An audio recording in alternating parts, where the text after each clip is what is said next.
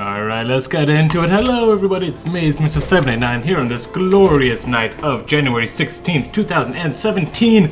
And we have a nice PvT to help you stop your day on cross positions on Whirlwind, no less. So prepare for some great games, I suppose. In the bottom left-hand corner of Whirlwind, representing our blue protest player, it is Pasketi. I like that name. In the top hand corner of the light, with a much more boring name, representing our red Terran player, it is NECLight. With a nice noble little portrait over there. Look, not bad at all. Pylon over here, kind of an odd position when you're facing Terran. Generally, you want to put it more near the mineral line, so you have much more options to defend against drops and whatnot. But that's fine, I'm not going to tell Pasketi what to do. Pasketi knows what Pasketi does. And I'm just saying Pasketi because I like that name so much. I wish I would have thought of it. But no, alas, perhaps another day. So gateway and gas coming down for Pasketi. NECLight going for the Brax gas, presumably. Yes, barracks and gas. So pretty standard builds here from both players. Scouting with the probe is what differentiates Pasketi from NECLight at this stage of the game. Though you generally don't scout as a Terran with an SCV when facing Protoss. It's just not something you do. Let's see what Pasketi wants to do. Probably going to throw down a Nexus here any second now. Let's see. Does the little lightning thing come out of the probe's mouth like in the LotV cinematic? I'm not sure. Never really saw it. Nope. Nothing happens. Alright. Command center starting up at around the same time as that Nexus. Should see a Reaper here any second. There we go. Reaper on the way. Probe coming up. Gonna get the nice scout off. See that there is a Reaper coming out to murder its face and be very scared and whoop whoop all the way back home. No. Observers go whoop whoop. Probes go... What noise does the probe make? Shooting. Boom. No. I'm not good at impressions. Oh, another pylon that's horribly placed. I tell you, if NECLight goes for a single drop, Pasketi would be very sad indeed. But who am I to tell him what to do? This is Diamond League, and in Diamond League you can be as creative as you wish. SCV actually scouting up here, disproving my earlier sentiment, and looks like the Reaper is going to kill that probe, and probably gonna head toward this bottom base, as is the most logical way. Yep, waypointed toward this area over here. Not gonna scout Pasketi until the very end. Kinda sad, but not a big deal at all. Let's see, Tech Lab on the way. Very quick, actually, Tech Lab from NECLight. Probably gonna go for some sort of interesting timing with this. Maybe with Stim, maybe with Combat Cheers. Gonna have to see what he wants to do with this. And this natural command center should finish up right about now. Look at that, light turns on and everything. SCV comes up on here. Gonna scout out the protest player. See that nothing too interesting is happening. Going for a second gateway before any tech, so kind of an odd choice from Pasketi. I guess he is scared of any Terran aggression that may come through. He, after all, does not know to what extent NECLight wants to kill him. But there we go, Twilight Cancel finally is coming on up. Ooh, and Reaper coming down to this natural base. Can it get any kills? Let's see. Ooh, it has two guns actually. Never really noticed that. Oh, Mothership Core getting angry at that Reaper. And ooh, nice hit by the Adept. Gonna get another one in. The Mothership Core should corner that if the Reaper isn't careful. And the Reaper doesn't look like it wants to be careful at all. No, why go there? Aw, gets destroyed without ever scouting the main base at all.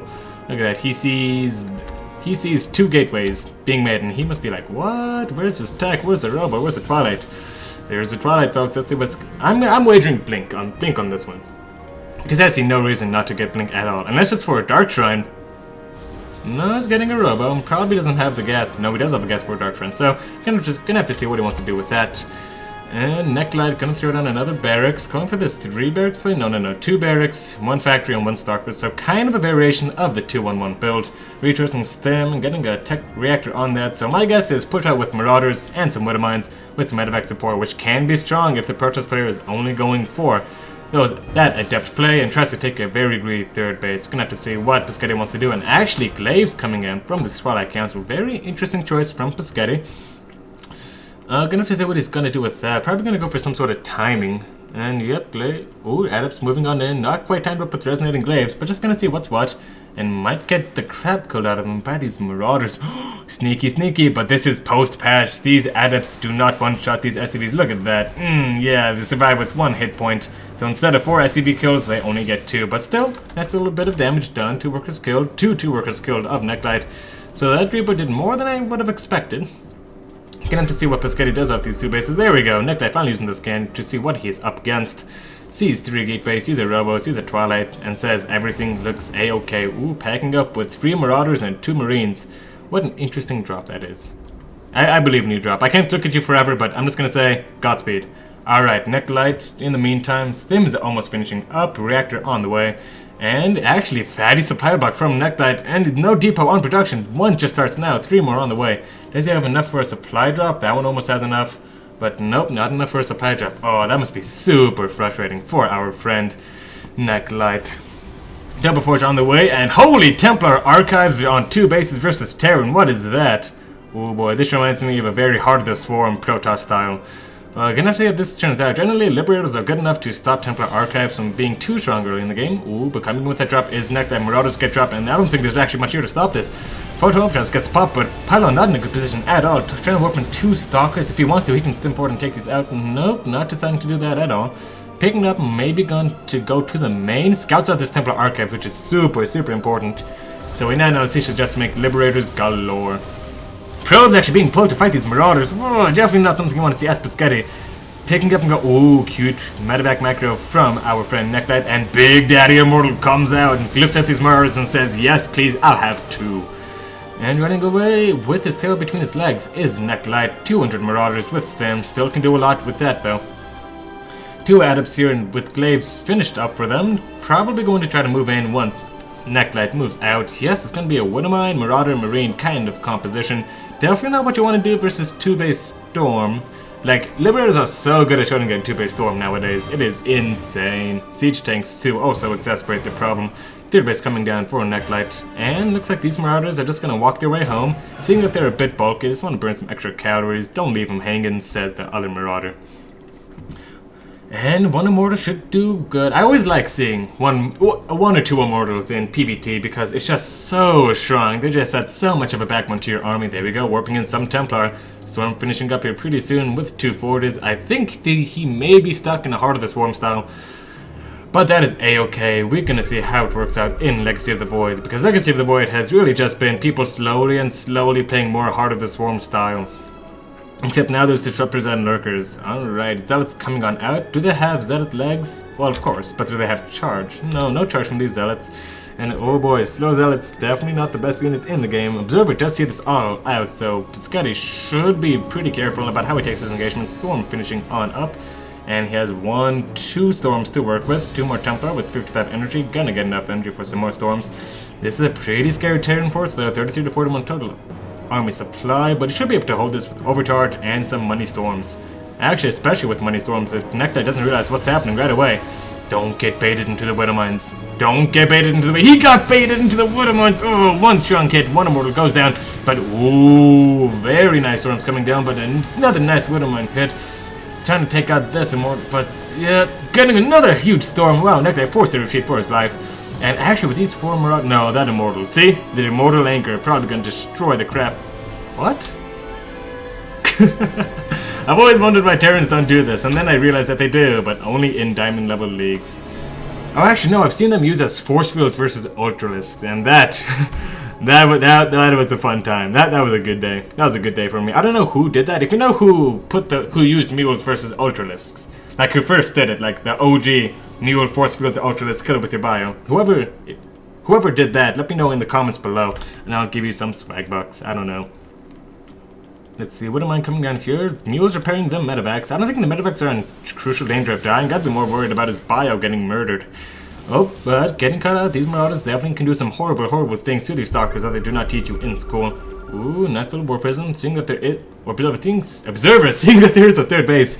Ooh, and Pasketi now is gonna get probably sweaty. Ghost Academy on the way already. Oh, this is not looking good for Pasketi at all. Stuck on 2 bases, being outnumbered by the Terran, Ghost Academy on the way, and Storm is his only form of damage. And a drop coming to the main. Ooh, NECLight not being careful! God, does lose a medevac for the cannon's troubles. Nice stuff for Pasketi, but he is in a world of trouble. Supply blocked, and his opponent almost is going to start building Ghost, and he is only on 2 bases versus the 3 of Terran. 50 to 15 total army supply. Folks, it's gonna take a miracle for Pasketi to come out, and that miracle does not involve walking into Widowmines. 1 storm does whiff, and that was his only storm, so this is all Pasketi has to deal with. 2 Zealots, nice. Fate of the Widowmines over there, and it looks like, yep, it looks like NECLight is forced away. Throwing a lot of minerals is NECLight. Needs to throw down more production. What does he have? He has 1, 2, 3, 5 barracks, 1 factory, and 1 starport. Considering he's gonna start ghost production here pretty soon, actually not that much. Just forgot to build units is all. And let's see, Pasketi, seeing that it's his time to flow, gonna go, and Pasketi doesn't know that there's widow mines in the way, so probably shouldn't shade on over here, but it's just gonna put in some pressure to this third base. And actually, NECLight caught with his bench down, completely disregarding this third base in its entirety. Gonna have to lift this base up. At this point, you gotta save the base, screw the SCVs, screw the army. Oh boy, 1 Templar. Is there enough energy for Storm? No, not quite yet. So, gonna get killed immediately, and I think this Fireball should clean up Pasketi pretty easily. It's not looking good, folks, but 2 flanking Templar, if they don't die, that'd be great. And this whole army is gonna die. I think that's it for Pasketi. Is that it? Did someone send me a 2-minute game? Or 9-minute game, rather. I certainly hope not, but oh, sneaky adapts. Pasketi realizing he is in a world of trouble and needs to make magic happen. 28 to 64 total army supply. I have no idea how he's going to hold on to this third base whatsoever. Oh, I think it involves these adepts though, and there's actually no defenses here. A lot of SCVs going down. 25 workers killed. Whoa, that is a lot of workers killed. And knocked down. Are these adepts going to go and shade into the main base? No wall off over here. And NECLight actually running all the way back to deal with this army, but shading into the main base. Oh, these adepts, more and more workers dying. These adepts going absolutely batshit nutso for these SCVs. They have +1 attack, and there's no +1 armor for these SCVs. So Marines and SCVs alike are getting 2-shotted by these adepts. Finally gonna get cleaned up. But oh, did I speak too soon? Is Pasketi back into this game? 45 to 15 total workers. 40 to 63 army supply though. NECLight definitely still can make some magic happen. Ooh, we may have a game on our hands yet, folks. I'm getting so excited. Lots of Templar with Storm, and you know what? Now NECLight can't afford any ghosts, so oh, well, that's that.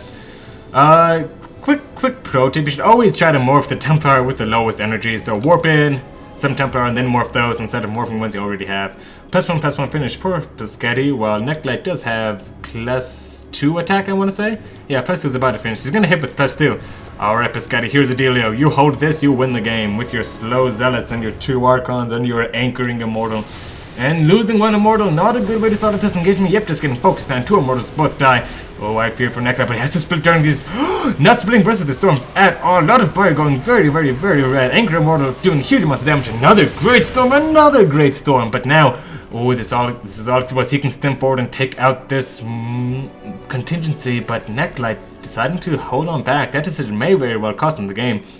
As 6 more stalkers are warping in. Another immortal joining the fray. And this Templar, not going to have any storms anytime soon, is Pasketi. Observer whooping on back. There's clear a sign of an F2A move. And looks like he's going to send forward a couple of Marines with their combat shields. I try to get a better look at the combat shields. Let's look. Yeah, they have like kind of a skull on them. Alright, I like that. Alright, can he defend this? Oh wait, quick meme. Meme. Time to macro now. Double the Marines. Okay. Ha, funny. Alright.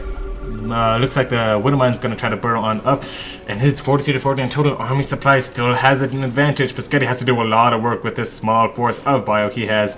Most of his army is actually coming his way across the map, so Pasketi probably gonna hold this in all actuality. Let's see how it turns out. Walking down the ramp, is Pasketi taking a lot of damage from those Marauders on those Stalkers, but he has 1 Storm with him?